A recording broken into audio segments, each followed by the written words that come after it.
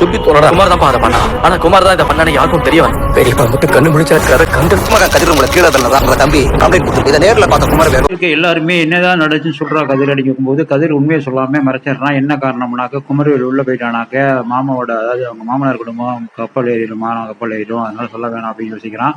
இருந்தாலும் இந்த பலவீனத்தை என்ன பண்றான், குமரவேல் யூஸ் பண்ணிக்கிட்டு அவன் தான் பண்ணலாம், வேப்பா தள்ளிவிட நான் பார்த்தேன் அப்படின்னு சொல்றான்.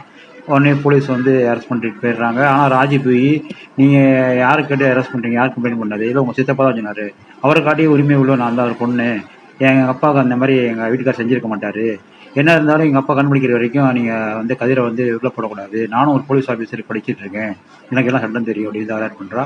சரி, வழி இல்லாமல் இன்ஸ்பெக்டர் என்ன பண்ணுறாரு, நேராக போய் முத்துவேல்கிட்ட போய் இந்த மாதிரி கதிர் தான் கீழே தள்ளினாரு, அதனால் உங்களுக்கு அடிபட்டுருச்சு, கொலை பண்ண முயற்சி பண்ணாருன்னு குமரவேல் சாட்சி சொல்லிடலாம். அப்படி அப்படிங்கும்போது அப்படிலாம் அவரெலாம் யாரும் பண்ணல, நானாக தான் கீழே விழுந்துட்டேன், கதிர் தான் வந்து என்ன ஹாஸ்பிட்டல் சேர்த்தாப்புலன்னு சொல்லி ஒரே நேரத்தில் கதிரையும் குமரவேலையும் காப்பாற்றிடுறாப்புல. இதுக்கப்புறம் தான் ட்விஸ்ட் இருக்குது. ஒன்றுமே புரியாமல் சக்தியில் முழிக்கிறேன், என்னடா நடக்குது, என்னடா பண்ணுறீங்க அப்படின்னு. ஆனால் விஷயத்தை பார்த்தீங்கன்னா உண்மையை வந்து பாண்டியன்ட்ட கதிர் சொல்லிடுறாப்புல.